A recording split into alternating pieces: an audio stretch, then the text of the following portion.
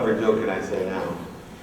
Last time I said I'm the only person that you'll ever meet that looks better in person than on the screen. I'll tell you a story. I just wrote a book, and on the back of the book's my picture. And so I told my wife, I'm like, God, I just hate this picture. And she goes, it's really not the picture. Ta-da, there we go. All right, welcome. I thought I'd give you a little bit of background on myself, more than 100 events, to give you a little perspective on who I am and where I came from. I know one person in here knows that. And so to give you that background, it also is fun for me because it's my favorite topic to talk about myself. And we'll just go from there. So I grew up in San Diego, and I love sports. And graduated, I was all CIF in baseball and football. That's pretty surprising. That's right. I wasn't any taller or any faster or any bigger than I am right now. I was much smaller, actually. Anyway, I went to college. Nobody ever thought I could play football, so that made me want to play football. And I was fortunate enough to convince one college who gave me an academic scholarship to go there and play both baseball and football. So I turned down a bunch of baseball scholarships to go to an academic school where they let me play football because I loved football. And after college, I went, and my dream, by the way, because someone asked me last time, my dream was to be a professional football player.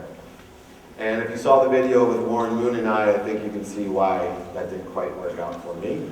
I could run for you as well, and then that would help you, size, strength, speed, intelligence. Warren has all those. He kind of carries me along. And anyway, I went to law school, and I went to law school to be a sports agent. And I went to a law school called Tulane University because they had a great sports program. And through a variety of different events, I ended up graduating law school and being on moot court and top of my class and all those great things, but getting into this new thing called the internet.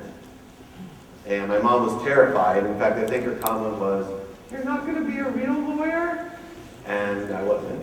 But when I bought her house 9 months later, she forgave me.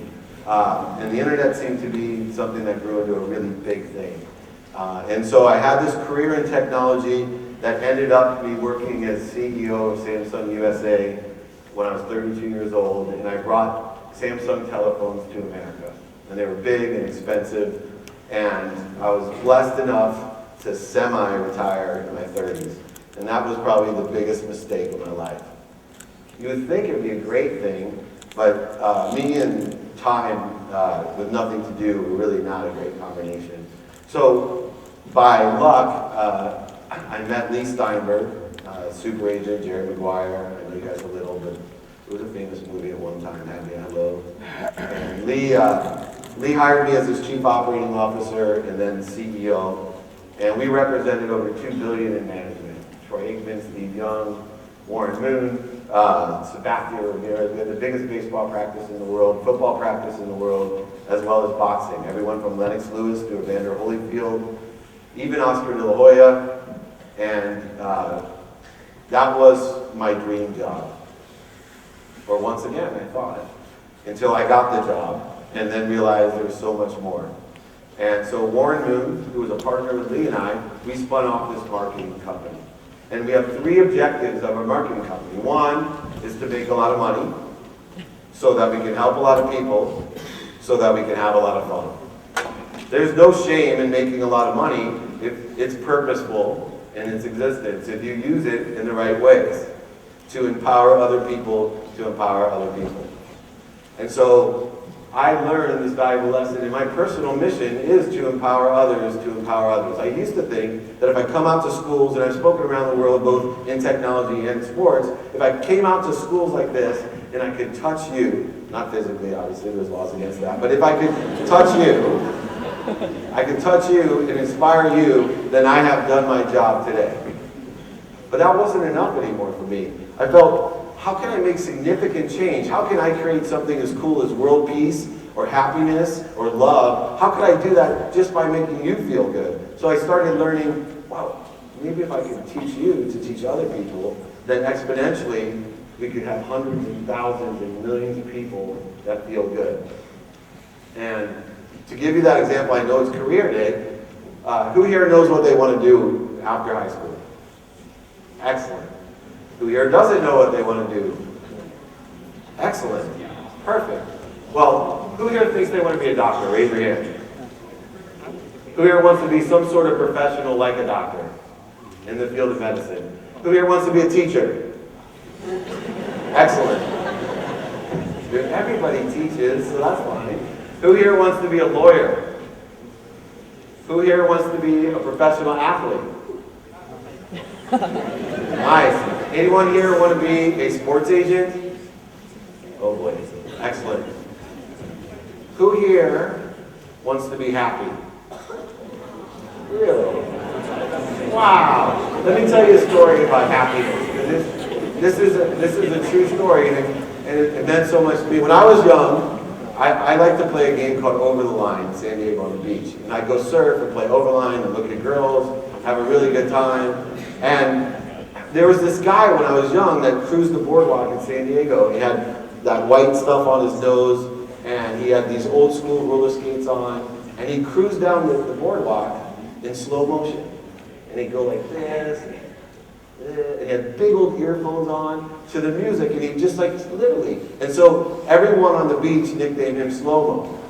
And everyone knows Slow-Mo on the beach. In fact, Slow-Mo's been slow motion skating since I've been a little kid, and he now is in his 70s, and he's still slow motion skating. So I've been to the beach since 15, and then 25, and then 35, and then 45, and there's slow-mo still, slow motion on the beach. And just last week, in the New York Times, as I'm on an airplane from Costa Rica, I don't know how I can remember this, but I look, and there's slow-mo in the New York Times. I was like, wow, how could this homeless guy, this weirdo, this crazy man that I looked at for all these years, he's sitting here, big article in the life section of the New York Times. So I start reading about Slow-Mo, who I find out is Dr. Kitchen. And Dr. Kitchen was a neurologist, as well as having a PhD in psychiatry. And Dr. Kitchen, when he was young, was a very successful doctor who made millions of dollars, had a Ferrari and a Porsche and a huge home on the hill in San Diego. And in his 30s, started losing his vision, and so he started thinking, wow, what am I going to do when my vision, if it goes bad? And he starts thinking, and all of a sudden, while he's thinking about what he's going to do next, in this exploration and journey of his, he sees himself and says, oh my gosh, and please excuse my language, they may kick me off the stage, but I'm an asshole. He looks at himself and says, oh my gosh, I'm not happy. And everybody in here, not everybody want to be a doctor or a lawyer, a sports agent, etc., but every single one of you raised your hand and said you want to be happy, and this is one of the smartest doctors in San Diego, and he decides, what's going to make me happy? So you know what he did? He sold everything he had, bought a condo on the beach, and decided that he loved to roller skate, so if he started roller skating, he'd figure out what made him happy. And so because he is a doctor and neurologist, he started doing research on happiness in the brain, and he started realizing that if you go like this, your brain actually, and your ear, puts you in equilibrium with gravity, and that physically makes you feel good, and that it was a form of meditation, and all of a sudden his life changed, and for the last 40 years, he basically does what he loves to do, which is listen to music, roller skate, meditate, read, at the beach, and he's extremely happy and extremely healthy. The reason I tell this, which is awesome, almost the same thing happened to me, except for I'm not roller skating, is I hit a point in my life where I made millions of dollars and I was lost.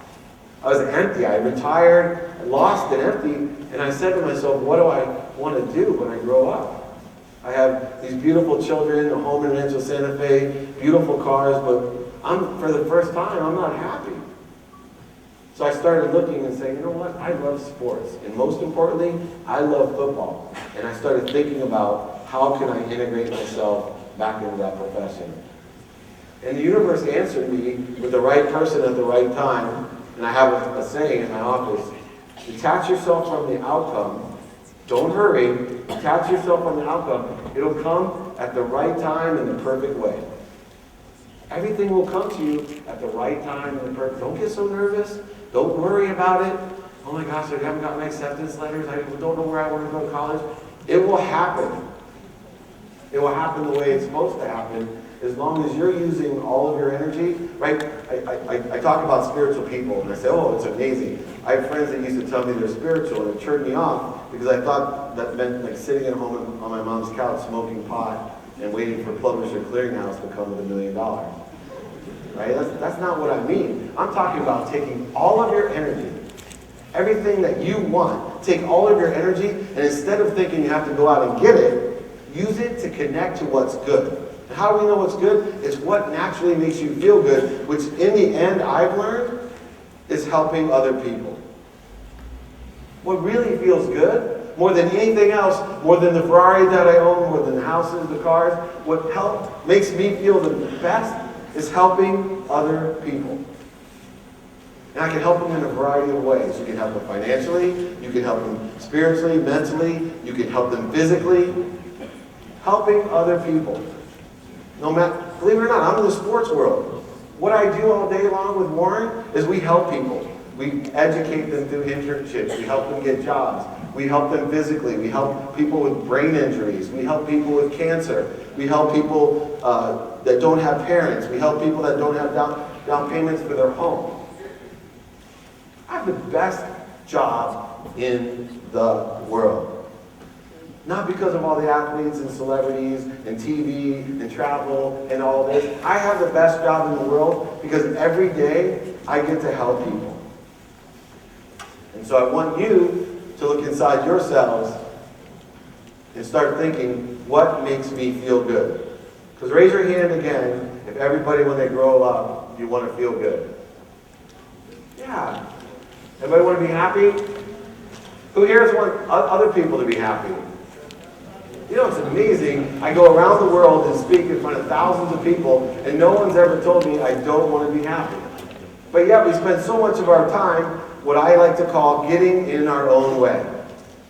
We forget about what we truly want, and we start saying and doing self-sabotaging things, and we get in our own way. And we start lying to ourselves and thinking that this is going to make me happy instead of facing this critical inner voice. Does anybody have a little voice in their head? I know I'm crazy, but anybody ever hear a little voice in your head tell you can or can't do anything? Don't be afraid. We won't ostracize you. Yeah, it's amazing. I have this little critical inner voice. And I used to think it was my sister. I used to blame her and project onto her. Oh, she doesn't like me. She doesn't think I'm good enough. She doesn't. No, it wasn't her. It was me. It was my critical inner voice telling me. And you know what I call that critical inner voice? I name it ego. Ego. You know why I call it ego?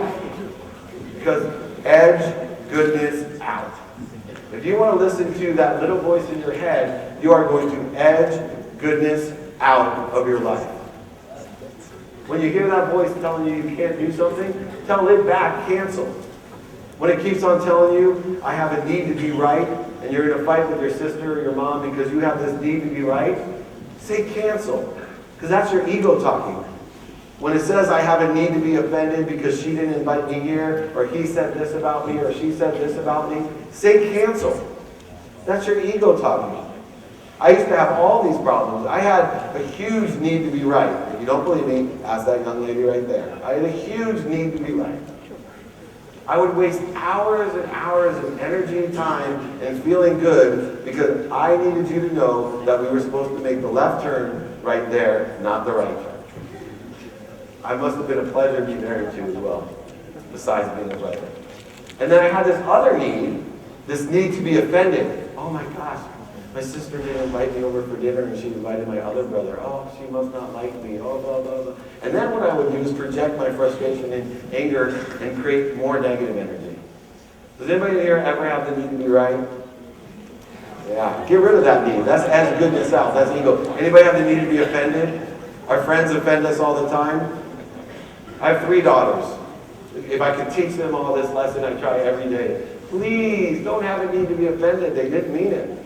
You look beautiful. Those shoes look great. I really don't know, but it's awesome.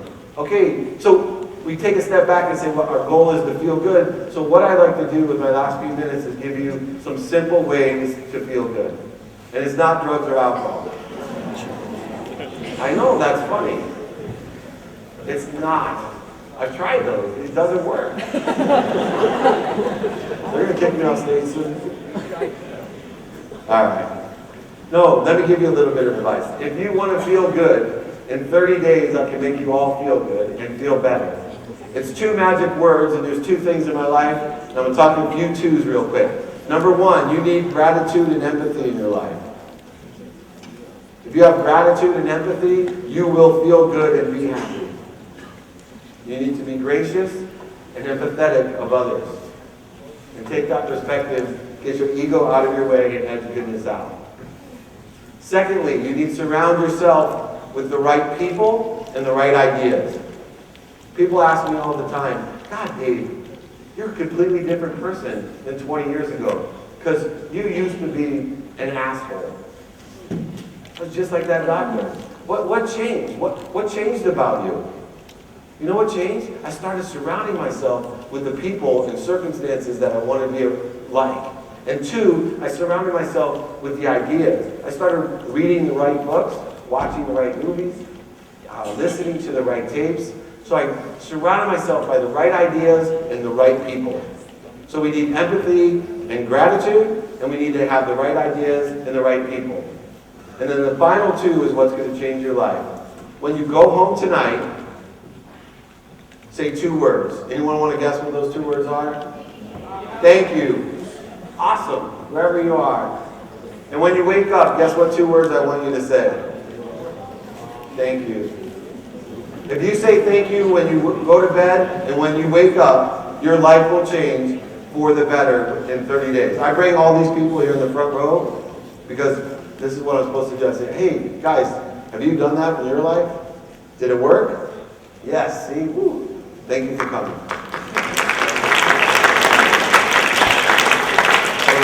Very successful, happy people right there because they learned to say thank you. Okay, that's all I got for you today. We got an unbelievable speaker next. I appreciate and love all of you.